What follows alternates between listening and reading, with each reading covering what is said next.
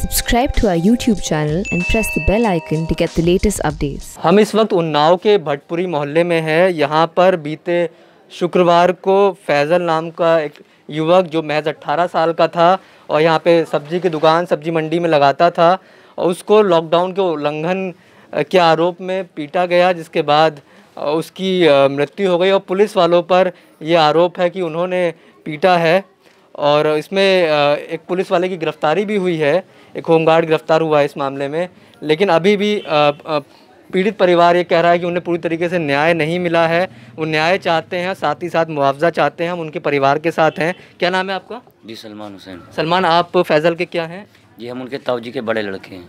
अच्छा, तो क्या डिमांड है आपकी? और थोड़ा सा उससे पहले मैं जानना चाहूँगा कि उस दिन क्या हुआ, तो थोड़ा एग्जैक्ट बता सकें। उस दिन सर हम यहाँ पे थे नहीं, पर हमको लोगों ने बताया कि तुम्हारे चचा के लड़के को पुलिस वाले उठा के ले गए। तो हम यहाँ पे आए तो सब्जी वालों ने कहा कि उसको बुला के यहाँ पे थप्पड़ मारे दो, और उसके बाद में होमगार्ड ने उसको बिठाया और लेके चले आए। उसके बाद सर हमको नहीं मालूम, जब वहाँ पे जो है हम जाने लगे तो ये हमारे भाई सुफियान और मोहम्मद सरताज जो इनके दोस्त हैं वो वहाँ पे पहुँचे तो वो बहुत गंभीर हालत में था, जो चल नहीं पा रहा था वहीं पे, तो बेहोश बिल्कुल था। तो ये सोचा कि उठा के इन्होंने कोशिश की उठाने की, लेकिन वो 2 कदम भी नहीं चल पाया, फिर गिर गया, मतलब उसमें कुछ बचा ही नहीं। फिर बाद में जो सिपाही विजय चौधरी वो और शिवान चौधरी वो दोनों उठा के उसको रिक्शे पे बैठा ले, इन लोगों ने बताया। जी हाँ। जी मोहम्मद सुफियान ये उनके भाई हैं? ये उनके भाई हैं। तो उन्होंने बैठलवाया। हाँ। उसके बाद में अपनी गाड़ी, जिनका बुलेट गाड़ी जिस यूपी 20 BU 8019 पे वो पीछे गाड़ी के चले।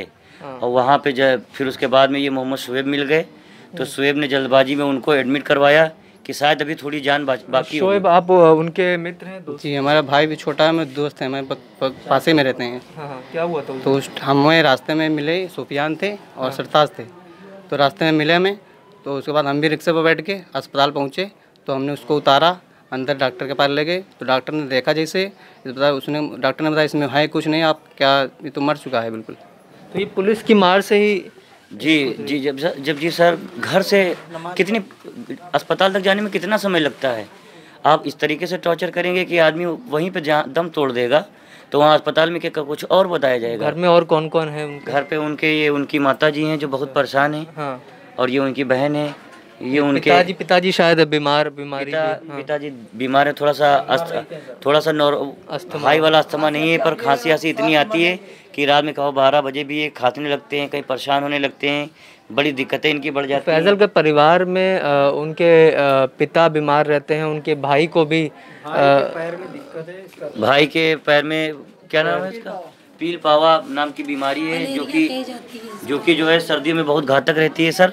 और अभी ये खड़े हैं, ये खड़े होने के काबिल नहीं हैं। आप? हम उनकी छोटी बहन है। छोटी बहन है आप? हम उनकी बड़ी बहन है।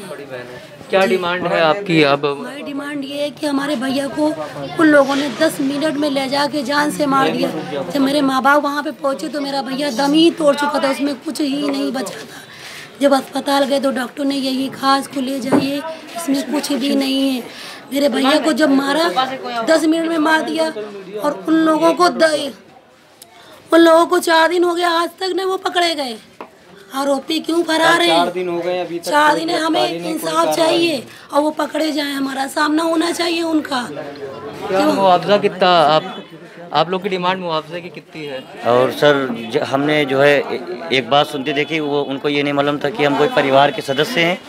तो मुआवजा कितने की डिमांड? जी सर, हम अभी परिवार के सदस्य हैं, उनको नहीं मालूम था। तो जो थाना प्रभारी निरीक्षक उस समय मौजूद अस्पताल में आए, तो उन्होंने विजय चौधरी से चुपके से कहा कि ऐसा क्या कर दिया कि ये मर गया। तो उन्होंने कहा सर हमने कुछ नहीं किया।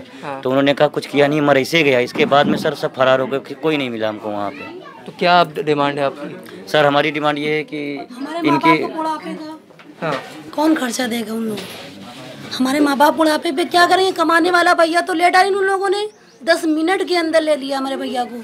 तो माँ बाप हमारे क्या करेंगे? कहाँ से लाएंगे? वो तो खर्चा चलाता था घर का। कितने मुआवजे की बात हुई? कितनी डिमांड है आपकी? मुआवजे की बात है। डिमांड उन्होंने 1 करोड़ की रखी है। 1 करोड़ देंगे। जब अभी तो कुछ ऐसी बात नहीं, मगर 1 करोड़ की कही थी उन लोगों ने, आश्वासन दिया है उन्होंने। हम 1 करोड़ की डिमांड जो रखी गई थी, तो उसके लिए उन्होंने कहा कि हम सरकार से बात करेंगे और आपके लिए सख्त सख्त जो भी हो सकेगा वो हम आपके लिए अच्छा कदम उठाएंगे। ये पीड़ित परिवार है जिसकी डिमांड 1 करोड़ के मुआवजे की है। साथ ही साथ ये अपने जो फैज़ल है, इनके परिवार का बच्चा है, उसको जो लोग गुनहगार हैं उसके लिए, उनके लिए भी सख्त से सख्त सज़ा चाहते हैं।